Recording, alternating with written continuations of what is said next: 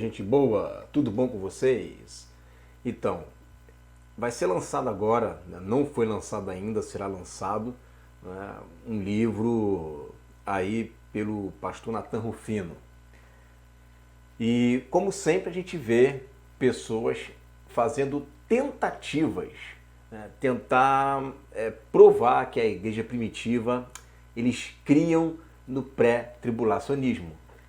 Gente, isto não existe. Não havia ninguém, absolutamente ninguém, que cria em um pré-tribulacionismo. Tá? Isso é uma doutrina bem lá para o século XIX, né? Por aí que começa a surgir, né, essa ideia. Um pouquinho mais anterior para o tempo da Reforma é o mesotribulacionismo, tá? Mas o tradicional pré, isto é mais recente. Agora, antes disso, o que predominava nas igrejas era o pós-tribulacionismo e o amilenismo. O amilenismo automaticamente já é um pós-tribulacionista, tá? Então, não existe nada. E eu quero compartilhar com vocês aqui essa tela. Olha aqui, ó. É o livro que ele vai estar lançando agora, né? Arrebatamento pré-tribulacional na patrística. Eu vou aumentar aqui a tela para você ver, olha só. 64 páginas, realmente é um livro bem pequenininho, tanto é que custa só R$25, né? Aí diz assim, a despeito do que digam, a verdade é que temos algumas dezenas de textos conhecidos no período patrístico que fazem menção direta ou indireta. Indireta é a parte mais legal que tem, né? Porque não quer dizer isso, mas eles dizem que é o que é, né? A doutrina do arrebatamento pré-tribulacional. Nesta obra são compartilhadas algumas das descobertas de Brainerd, bem como alguns outros documentos antigos de viés pré-tribulacionista, muitas vezes desconhecido. Aí você vem aqui, né? Vamos caminhar aqui na postagem dele. Olha aqui um texto, eu acredito que ele postou o texto mais forte aqui, né? Porque se você está querendo provar uma coisa para poder vender, você não vai pegar um texto meia boca, né? Você vai pegar o texto mais forte. E esse, pelo visto, né, é o texto mais forte. Então, olha só. Irineu de Leão contra as heresias, né? Ali no quinto livro, no capítulo 29. Até os pagãos que não levantaram os olhos ao céu, não agradeceram o seu Criador e não quiseram ver a luz da verdade, escondendo-se como ratos cegos. Nas profundezas da sua loucura, foram justamente considerados como uma gota que cai do balde, ou como um grão de pó nos pratos das balanças e como nada. Por isso, quando no fim, de repente, a igreja será levada daqui, haverá, como está escrito, uma grande tribulação, como nunca houve desde o princípio e nunca mais haverá, pontinho, pontinho, pontinho. Cuidado com esse pontinho, pontinho, pontinho.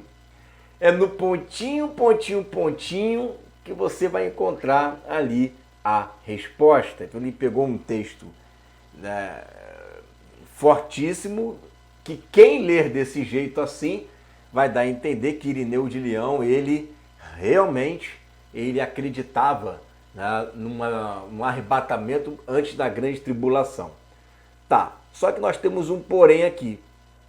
Qual é o porém? O porém é que a gente tem o texto de Irineu completo. Né?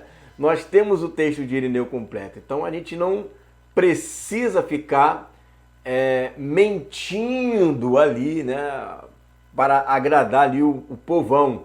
Né? Então vamos aumentar aqui, ó. Deixa eu aumentar mais um pouquinho. Vamos botar aqui para você ler junto comigo. Olha aí, ó. Perfeito? Vamos ler, olha só o texto, ó. Vamos pegar lá de cima, ó. Só loucura. Foram justamente considerados como gota que cai do balde, ou como um grão de pó nos pratos da balança, e como nada, úteis para os justos quanto o poder ser uma espiga para o crescimento do trigo, ou uma palha para o fogo que derrete o ouro. Por isso, quando, no fim, de repente a igreja será levada daqui, haverá, como está escrito, uma grande tribulação como nunca houve, desde o princípio e nunca mais haverá. Aí entra o pontinho, pontinho, pontinho, né? Porque ele não continua o texto, mas o texto continua aqui. E o que o texto vai dizer? Essa será, né? Será a última prova dos justos, e os vencedores serão coroados com a incorruptibilidade. Tá ali, ó. De fato, a igreja será levada no fim, né? Haverá grande tribulação, e essa grande tribulação é a última prova dos justos. Pronto, né? Então ele não está dizendo que haverá um arrebatamento, depois acontecerá, né, uma grande tribulação. Ele está dizendo que sim, no fim acontecerá o arrebatamento, mas também haverá a grande tribulação. Essa grande tribulação será a última prova dos justos, e os vencedores serão coroados com a incorruptibilidade, né? Então você veja que não tem como ele colocar isso aqui para os que ficarem aqui na terra, né? Os judeus, por exemplo, né? É a última prova dos justos para os judeus, né? E quem são os vencedores que serão coroados com a incorruptibilidade? Acaso eles ensinam que os judeus, né, serão incorruptibilizados, né? Então esse texto aqui está dizendo essa é a última prova, porque já houveram outras provas. E ele não fala dos judeus, ele fala dos justos, dos vencedores. Não cita Israel aqui, não cita, né, os judeus aqui, ele fala dos justos, né? Essa é a última prova dos justos, e os vencedores serão coroados com a incorruptibilidade, né? Então você observa que ele continua o texto. Esta continuidade do texto é justamente aonde ele parou, né? Aonde ele não deu prosseguimento. Agora, olha esse texto aqui de Irineu, agora no capítulo 35. Se você ficou com alguma dúvida, né, nesse texto do capítulo 25 do quinto livro, né, o capítulo 24, né, agora você vai ter todas as suas dúvidas sanadas neste capítulo aqui, né? Vou colocar aqui para você, olha só. O capítulo 35 diz assim: se alguns quiserem interpretar essas profecias, ele falou de diversas coisas ali, sobre o reino milenar, o reino dos justos, né? Então, ó, a vinda, a restauração de Jerusalém. Aí ele fala assim: se alguns quiserem interpretar essas profecias em sentido alegórico, não chegarão a acordo entre si sobre todos os pontos e serão refutados pelas próprias palavras, sobre as quais discutem e dizem: quando as cidades das gentes estiverem povoadas por falta de habitantes, e as casas por falta de homens, e a terra ficará deserta, eis, pois, diz Isaías, o dia do Senhor terrível, cheio de furor e de ira. Ele vem para tornar deserta a terra e exterminar os pecadores. Né? Aquela ideia de que nós lemos que haverá poucas pessoas na terra, né? Encontrar seres humanos vai ser tão raro como encontrar um ouro de Ofir. Ele diz ainda: será eliminada para que não veja a glória do Senhor. E depois que isso tiver acontecido, diz: o Senhor afastará os homens, e os que ficarem se multiplicarão sobre a terra.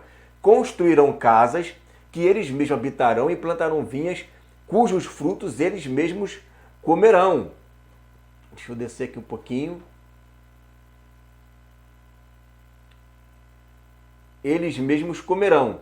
Todas essas profecias se referem sem contestação à ressurreição dos justos, olha aí, atenção, a ressurreição dos justos, que se realizará depois do advento do anticristo e da eliminação de todas as nações submetidas à sua autoridade, quando os justos reinarão sobre a terra e aumentarão pela aparição do Senhor e se acostumarão por ele a participar da glória do Pai, com os santos anjos, né? Então você veja aqui que ele está falando, né, que, olha, quando que isso vai acontecer? Quando que vai ocorrer, né, o reino milenar? Vai acontecer depois da ressurreição dos justos, que se realizará depois do advento do anticristo. Então, o advento do anticristo, né, ele vai acontecer e depois disso é que ocorrerá, então, né, a ressurreição dos justos. Perfeito? Né? A ressurreição dos justos. a ressurreição da igreja, vai acontecer depois da aparição do anticristo. Eu fico me perguntando aqui, será que o Natan Rufino não conhecia esses textos? Olha, o que você vai achar de texto aqui falando de apostasia, com a palavra apostasia, porque ele diz que a palavra apostasia houve uma mudança, né? Houve uma mudança ali da palavra apostasia para o nosso século, que no primeiro século e no segundo século a apostasia significava, né, apenas uma retirada. E o que Irineu usa essa palavra para dizer afastamento da fé o tempo inteiro? Será que ele tinha o conhecimento desse texto? Será que não se deu nenhum trabalho de olhar ali na fonte se realmente era assim que dizia? Ou ele foi muito inocente em acreditar nesses recortes aí? Olha, eu, na minha humilde opinião, posso até estar errado, mas eu acredito que ele, pelo conhecimento que ele tem, ele conhece os textos na íntegra, mas mesmo assim, ele continua fazendo isso, porque aí não é mais uma questão de inocência, não é mais uma questão de que não me avisaram, não. Aí, de fato, é porque a pessoa ela está insistindo no erro. E é um problema seríssimo. Se você não acredita no pós-tribulacionismo, o problema é única e exclusivamente seu. Agora, quando você mente dizendo que eles acreditavam, quando a gente encontra aqui vários textos mostrando que a ressurreição dos justos, né, é depois da aparição do anticristo, aí realmente a gente duvida da integridade, da seriedade, né, e começa a realmente acreditar que existe aqui alguém que é um desonesto intelectual, né? Enquanto tá na questão de eu não sei, na revelação, a gente até quebra o galho, mas na hora em que a pessoa usa de desonestidade, aí realmente não tem como ficar calado, tá, gente? Então, é isso.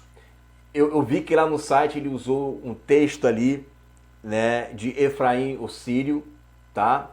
Então eu vou deixar um card aqui em cima onde eu fiz um vídeo mostrando o contexto desse texto de Efraim, tá bom? Esse pseudo Efraim. Valeu, gente? É isso daí, fiquei com essa palavra em nome de Jesus.